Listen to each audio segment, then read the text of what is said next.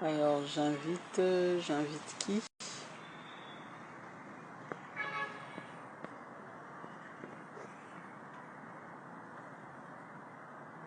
You want to know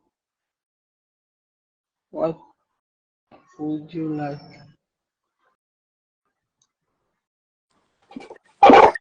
Ah, voilà, ça marche. Ça va, tu m'entends? Oui, je t'entends très bien. Ok. Écoute, le son est un peu nul, mais on va faire avec. Bon, chez moi, le son est parfait. Chez moi, pas trop, mais on va faire avec. Bon, Bon, écoute. Alors, comment tu t'appelles? Jackie, Joël et So. D'accord. Et tu viens d'où? Je suis camerounaise. Ok.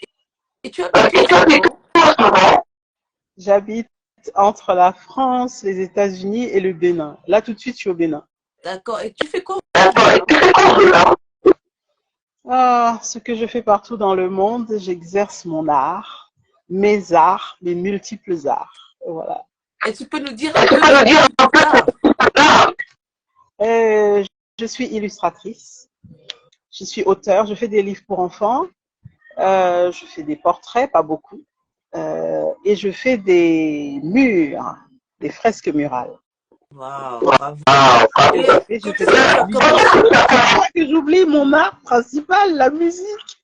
Mais t'es aussi musicienne? Je suis chanteuse et je suis auteur-compositeur. Waouh. Voilà. Et je donne des cours de danse pour les seniors. Waouh, bravo. Voilà. Et tu as quel âge? Il faut que je donne mon âge. Bah, Je ne donne jamais mon âge. pour faire tout ce que tu as fait, ça fait combien en fait? Je suis vieille. Disons que je suis plus proche de 60 que de 50. Franchement, on dirait pas. Quand est-ce que tu as commencé? Quand est-ce que j'ai commencé tout ça? Bon, le dessin, j'ai commencé depuis l'enfance. Ensuite, j'ai fait une école de dessin, une école d'art graphique.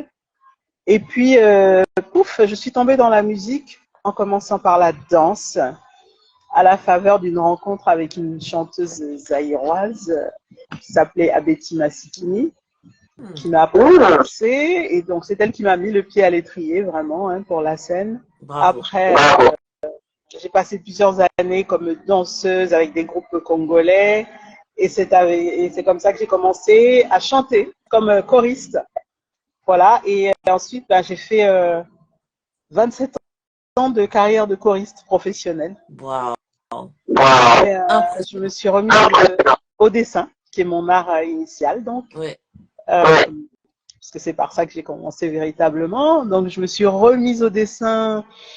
Je me suis remise à la peinture par une fresque murale, une petite fresque en intérieur. Okay. Et ensuite, toujours à la faveur, ma vie n'est faite que de rencontres, que de belles rencontres.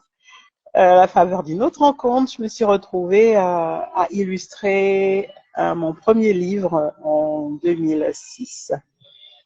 Voilà, c'était un conte écrit par Serge Billet, le journaliste. Et voilà, et c'est comme ça que c'est parti ma vie dans l'illustration de livres. Et je me suis mis à écrire des livres pour enfants. Donc, je fais aussi de la bande dessinée. Voilà, bande dessinée, album illustré et des couvertures de livres aussi pour des gens qui écrivent des romans, toutes sortes d'ouvrages, des ouvrages pratiques. Donc voilà, je fais quelques illustrations. Et ma dernière œuvre en date est une fresque à Mobile aux États-Unis, en Alabama, où j'arrive des États-Unis là il y a exactement un mois. Ok. Et là, je suis au Bénin et je vais attaquer une autre fresque, un autre mur. Voilà. Bravo. Je veux qu'on parle de ça. J'ai beaucoup Samuel Eto'o. aimé. Merci. Et comment tu as commencé avec ça? Alors, Samuel Eto'o souhaitait faire une bande dessinée sur sa vie, sur son parcours, sur ses débuts essentiellement, son enfance, comment il a commencé. Et donc, il voulait que ce soit en BD et il cherchait quelqu'un pour faire sa BD. Et pof, il tombe sur moi à la télé. Il m'a vu dans une émission. Oh. Et je parlais une émission où j'ai présenté ma précédente BD, qui s'appelle Petit Joss, École urbaine mixte. C'est une BD pour enfants. Et c'est comme ça qu'il m'a contacté. J'ai reçu un email me proposant un rendez-vous avec une grande star du foot. Ouais. Et c'est comme ça que le projet a démarré. Ok. Et ça t'a pris combien de temps? Pour la BD Samuel, ça m'a pris 6 mois. Il fallait que je parle avec lui pour qu'il me raconte son histoire en détail. Ensuite, moi, il fallait que j'écrive, que je scénarise un peu. Il fallait travailler les personnages, il fallait étudier ses photos de famille, etc. pour pouvoir brosser son enfance. Bon, l'avantage que j'ai, c'est on a grandi dans la même ville, qui est Douala. Donc, je connais l'environnement de la ville. Donc, j'avais moins de travail de ce côté-là, c'est-à-dire pour rechercher les décors, etc. C'est quand même une ville que je connais. Donc, ça m'a facilité le travail. Et puis, et voilà. Après, il y a eu une bonne part d'imagination parce qu'il n'a pas beaucoup de photos d'enfance. C'est pas toutes les familles qui faisaient des photos. Ouais. Donc, il en a très, très peu. Ouais. Ça veut dire qu'il fallait donc inventer un peu certains frères et sœurs, les photos de jeunesse de ses parents. J'en ai eu une seule qu'il a pu me confier. Donc, j'ai dû extrapoler un peu par rapport à leur apparence maintenant. Mais au final, il était content du résultat, donc c'est l'essentiel. Et c'est quoi qui réserve l'avenir? Pardon? Alors, l'avenir, qu'est-ce que projet pour l'avenir? Mes projets pour l'avenir. Mes projets pour l'avenir, retourne aux États-Unis parce que j'ai des commandes encore à faire là-bas. Bravo. Et aussi de la formation. Alors, au Bénin, j'ai des projets. Des projets dans plusieurs parties du monde. Donc, parce qu'il faut préparer la relève, bien sûr. Hein. On n'est pas tout seul dans sa bulle. Et puis, il faut que les autres... En fait, bon, moi, j'ai eu la chance d'avoir pu intégrer une école de dessin et puis d'apprendre vraiment les techniques et tout ça. En Afrique, je vais dire 95% des artistes sont autodidactes dans nos pays. Parce que ce soit au Cameroun, que ce soit au Bénin et dans plusieurs autres pays, il n'y a pas vraiment d'école pour ça. Alors, il y a des écoles, des pays qui en ont. Heureusement, il y a le Congo, la Côte d'Ivoire, je ne sais plus quel autre pays encore. Il y a quelques pays qui ont des écoles. Mais beaucoup n'en ont pas et les gens s'auto-forment comme ils peuvent. Donc, voilà, dans mes projets immédiats, c'est la formation. J'ai commencé depuis 5 ans, à peu près 6 ans, à former des jeunes, principalement des filles, parce que c'est pas facile pour une fille en Afrique de dire qu'elle dessine. On lui demande, et un vrai métier, ça ne te tente pas? Donc, moi, j'ai entendu ça, mais moi, c'était dans les années 70. Bon. Mais aujourd'hui, au 21e siècle, on entend encore comme question aux filles, mais est-ce que tu vas avoir un vrai métier? Pourquoi tu veux dessiner? Tu serais pas mieux à tes fourneaux ou je sais pas quoi, ou faire un vrai métier? Bon, je sais pas ce que c'est un vrai métier, moi, mais enfin. Donc voilà, je travaille pour accompagner les jeunes talentueux qui ont envie d'emmener leur art plus loin. Et quels sont les jeunes qui veulent la musique, auteur, écrivain, dessinateur, illustrateur? Il faut qu'ils créent, c'est tout. Les personnes qui chantent, par exemple, elles chantent tous les jours. Les musiciens font leur gamme, jouent tous les jours pour ne pas perdre l'agilité des doigts. Ouais. Les dessinateurs dessinent, les créateurs créent. Voilà. Après, il faut que les gens arrêtent de croire qu'il y a des métiers, puis il y a des faux métiers. On peut vivre de tout ce qu'on fait. Et en Afrique, on a toujours besoin d'un dessinateur. Il y a qu'à voir, l'art est dans la rue, l'art est partout, les salons de coiffure, il y a toujours plein d'images dans la rue. Ouais. Le dessin a beaucoup de déclinaisons et beaucoup de sous-domaines, que ce soit en architecture, que ce soit le design, le mobilier, les vêtements, les voitures.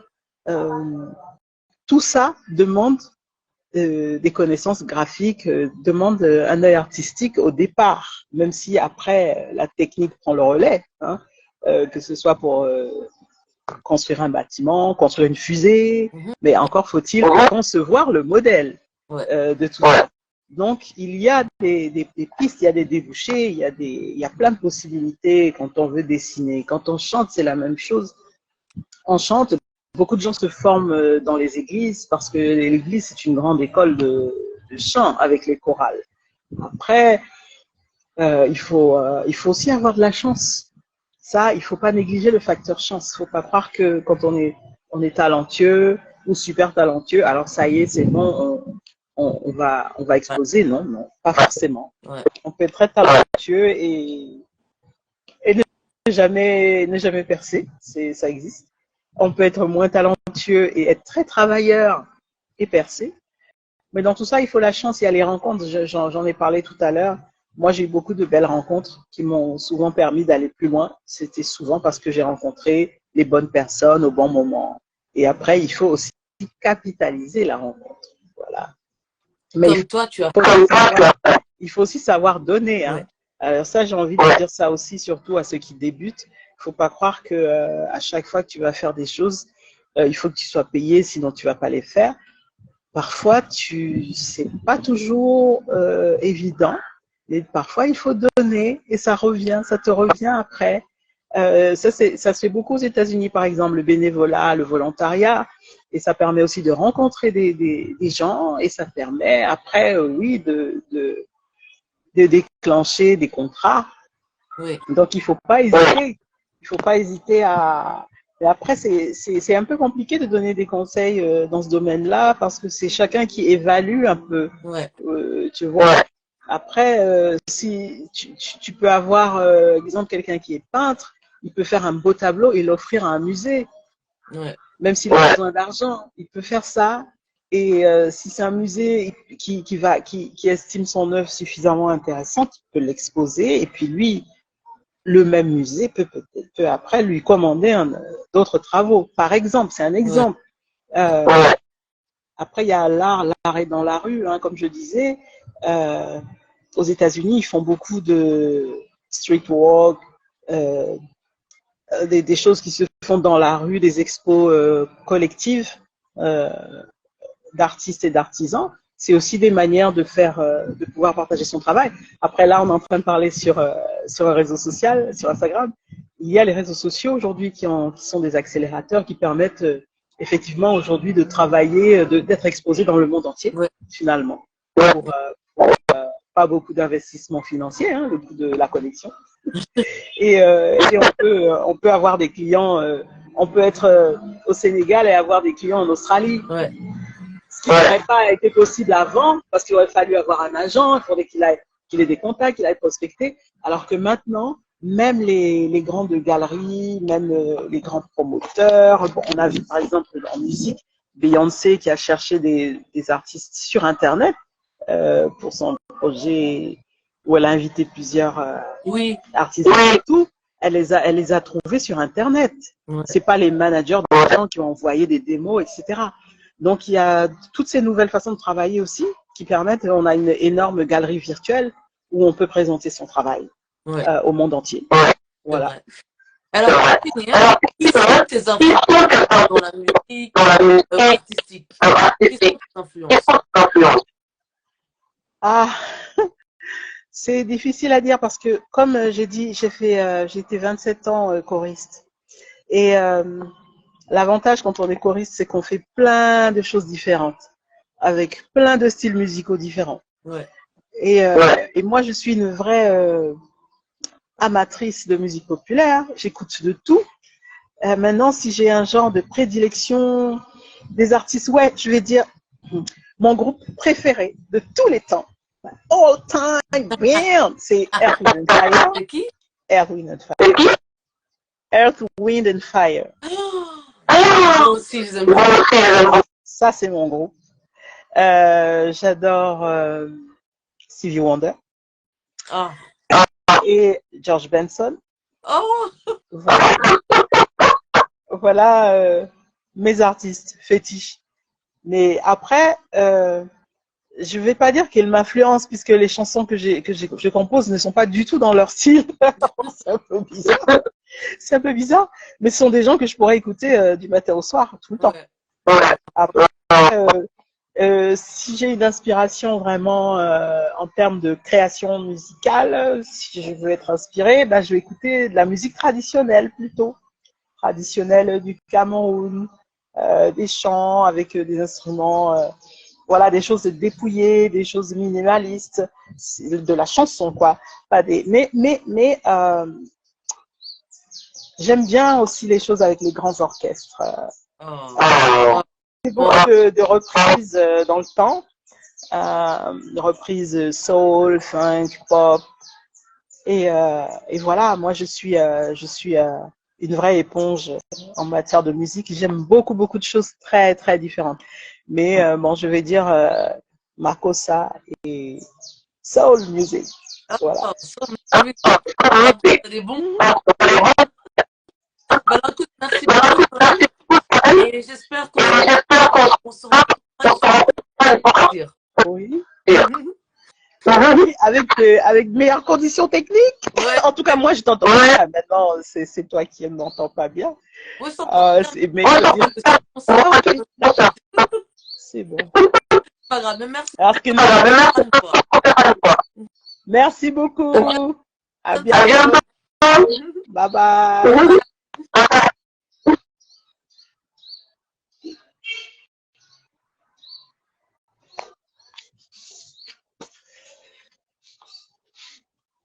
Hello, qui regarde? Faire coucou. Qui est Marina?